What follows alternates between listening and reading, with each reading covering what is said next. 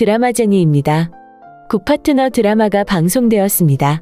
최사라가 임신을 했네요. 대정로펌에서 10년을 근무하고는 차은경에게 좋은 점수를 받아 드디어 수석실장이 되었던 건데요. 하지만 승진되는 날 가차없이 해고를 당했죠. 그래서 잠깐이나마 시청자들은 시원한 사이다 맛을 느낄 수 있었는데요. 그런데 갑자기 임신이라니 말이 안 되는 정황이긴 하지만 우선 최사라 입장에서 본다면 거짓으로라도 임신 전략을 펼치지 않으면 안 되는 급박한 위기에 몰렸다는 것으로 판단이 되네요. 드라마 8의 예고에는 최사라가 임신 테스트기를 들고 호들갑인 모습과 제이의 절망스럽고 우울한 표정이 함께 연출이 되었는데요. 진실 여부와 관계없이 제이는 아마도 최사라의 임신 소식을 들으면 마음이 훨씬 홀가분해지지 않을까 생각됩니다. 제이는 이미 마음을 굳혔죠. 엄마 차은경과 함께 살겠다고 말이죠. 다음부터는 케첩 대신 치즈만 좀 넣으면 되겠어. 아빠는 항상 치즈 넣어서 해줬거든. 없는 시간을 쪼개 자신을 위해 오믈렛을 만들어준 엄마 차은경에게 한 말치고는 다정함이 좀 부족한 대사였는데요. 제이 정도의 지적 수준이면 조금 맛이 없어도 엄마의 정성을 생각해서 고개를 끄덕여줄 만도 했는데요. 하지만 아니었죠. 하나하나 지적을 하며 바로잡아달라고 차은경에게 요구를 했습니다. 차은경은 또 그에 맞춰서 해달라는 대로 금세 시정을 해줬고요. 제이야, 이번엔 치즈 넣었어. 괜찮아? 차은경이 제이의 눈치를 살폈지만 여전히 표정에는 변화가 없었네요. 하지만 오믈렛은 아빠가 호텔 셰프보다 훨씬 맛있게 만들잖아. 차은경의 입에서 아빠에 대한 이야기가 흘러나오자 제이의 표정은 갑자기 어두워졌습니다. 왜냐면 자신의 마음에 변화가 일어나고 있기 때문입니다. 어려서부터 제이는 모든 일을 아빠 김지상이 해결을 해주었죠.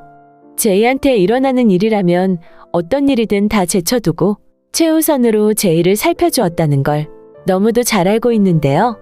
당연히 지금도 김지상과 최사라의 대화를 보면 김지상은 제이와의 관계를 그 무엇보다 최우선에 두고 있죠. 자신과 최사라의 사랑 따위는 감히 그에 비할 수가 없고 말이죠. 제이는 아빠가 자신과 지낼 집까지 마련해서 이혼 후 둘이서 살자고 했지만 이미 마음은 엄마에게 기울고 있는 상황입니다. 이유는 결혼에 배신을 저지른 사람이 바로 아빠 김지상이기 때문인데요.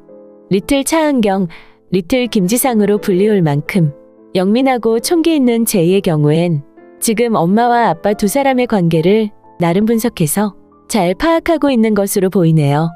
학회를 다녀온다면서 오랫동안 집을 비운 김지상에게 학회가 아르헨티나에서 열렸었냐고 돌려서 서운함을 표현했던 제이인데요. 제이는 자신의 가정을 깨어버린 사람이 바로 아빠 김지상이라는 사실을 정확하게 파악하고 있습니다. 엄마가 아닌 다른 여자를 좋아해서 더 이상 엄마와 살 수 없게 된 것이라는 걸 말이죠. 결국은 아빠가 엄마 대신 다른 여자를 선택했기 때문에 피해자는 엄마가 되었다는 건데요. 사리분별이 너무도 명확한 제이 입장에서는 그런 엄마를 두고 아빠를 따라 달랑 나가버릴 수는 없었던 것입니다. 그리고 제이는 한유리 변호사를 통해 자신 역시 피해자라는 사실을 인지하게 되었죠. 내가 속상했던 건 아버지의 외도에 대해서는 법적으로 위자료 청구를 할 수 없다는 것이었어. 떡볶이집에서 한유리 변호사가 했던 말입니다. 아버지의 외도로 가정이 붕괴되었으니 자식 입장에서도 큰 피해를 입은 것이라고 말이죠. 그런 상황에 처해진 자식이 쪼르르 아버지를 따라 새 집으로 간다는 건 있을 수 없는 일이라 생각했던 건데요. 그래서 제이는 자신이 가장 좋아하는 오믈렛을 먹으면서 자신의 취향대로 엄마에게 요구가 많아진 것이죠. 그냥 먹을 것만 보내지 말고 학교에도 와서 얼굴을 좀 보여라. 비가 올 때는 우산 들고 학교로 데리러 와라. 제이는 이제 엄마와 둘이 살 준비를 하고 있는 것입니다. 이런 제이에 비해 많이 덜 떨어진 최사라는 김지상의 관심을 끌기 위해 임신쇼를 꾸미고 있습니다. 최사라는 김지상이라는 남자를 사랑한다고 하면서도 아직도 그 사람의 본질에 대해선 조금도 모르고 있는 상황이네요. 어릴 때 드라마를 보면서 강남에서 직장을 다니며 자신의 이름이 걸린 방 하나를 가지고 싶었다는 막연한 환상처럼 말이죠. 정말 그 꿈을 이루고 싶었다면 남의 남편을 훔칠 생각을 해서는 안 되는 것이었죠. 더구나 자신의 직장 상사의 남편을 말이죠. 최사라는 김지상에게 새로 구한 집을 가보고 싶다고 했습니다. 김지상은 강상주 변호사의 조언을 받아 제이를 데려와 함께 살 집을 미리 구했죠. 양육권을 가지고 오기 위해 미리 준비하는 작업인데요. 제이는 아직 어린 학생이기 때문에 아빠와 함께 살면서도 학업에 열중할 수 있는 교육 환경이 되어 있어야 하는 상황입니다.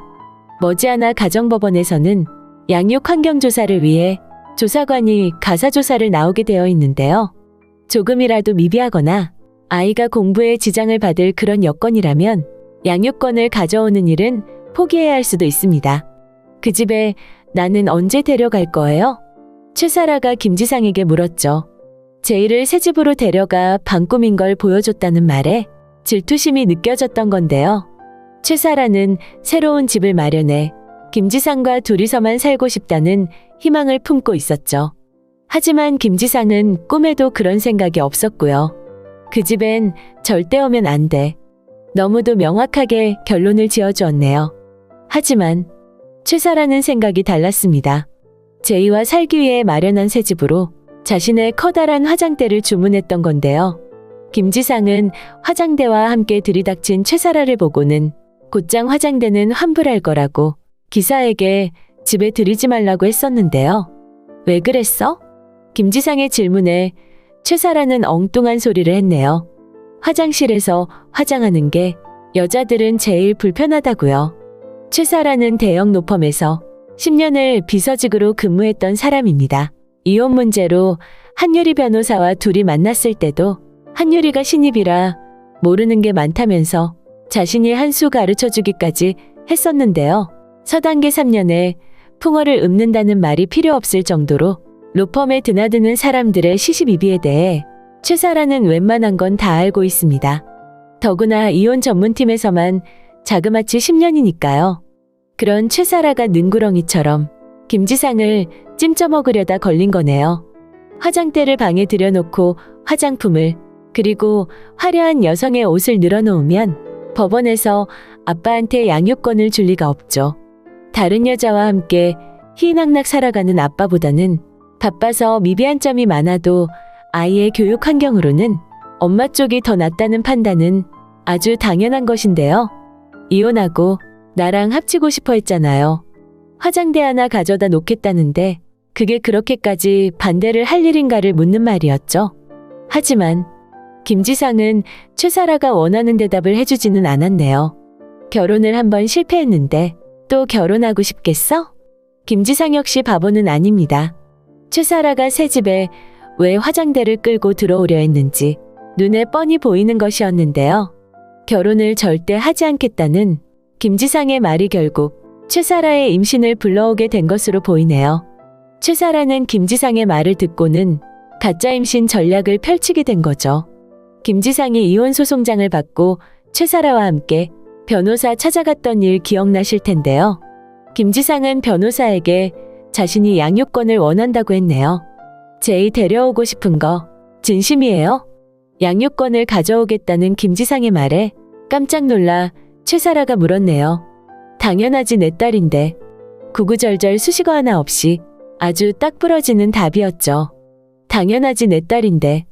자신의 감정을 딱 부러지게 정리하는 말은 이뿐이 아니었네요. 화장대를 들고 집을 찾아갔던 날 김지상은 최사라 가슴에 대못을 박았죠. 제2 면접 교섭권 때문에 주말에는 최사라를 만날 수 없다고요. 그 말에 최사라는 또 길길이 날뛰었습니다. 나는 왜 항상 두 번째예요? 제이는 왜 항상 첫 번째냐고요? 최사라는 퍼부어댔죠. 언제까지 자신은 두 번째 자리냐고 말이죠. 궁금하다고 하니 분명히 말해줄게. 내게는 제이가 최우선이야. 앞으로 제이한테 조금이라도 더 상처 주는 행위는 나는 용납 못해. 아주 단정적으로 말을 했습니다. 그런 김지상의 태도에 놀란 최사라는 그럼 자신은 뭐냐고 마구 달려들었는데요. 이런 걸로 우리 계속 싸워야 한다면 우리 사이 여기까지만 하자. 나는 너랑 결혼한다고 한 적 없어. 주제 파악 좀 해. 이제야 최사라는 자신의 현실이 어떤 것인지 제대로 눈에 들어오기 시작합니다. 드라마처럼 강남의 직장에서 자신의 이름이 걸린 방에서 근무를 하고 싶었던 최사라였는데요. 그런 플래너는 사라져버렸지만 자신에겐 플랜2가 있었습니다. 동네 병원 페이닥터이긴 하지만 의사 남편을 둔 사모님으로 살아가는 것이었는데요. 플래너는 이미 날려버린 것이지만 플랜2는 도저히 포기할 수 없었죠. 그래서 최사라는 무언가를 해야만 했습니다. 없는 아이라도 만들어서 임신했다며 김지상을 붙들어야 했던 것이죠. 김지상은 의사입니다. 안 되는 임신을 되게 할 수는 없지만 임신이 안 되게 피하는 방법은 누구보다 더 잘할 텐데요. 더구나 지금 최사라의 심리 상태가 어떤지 김지상은 너무도 잘 알고 있는 입장이죠. 더구나 김지상은 다시 결혼을 하거나 아이를 가지고 싶은 사람이 아닙니다.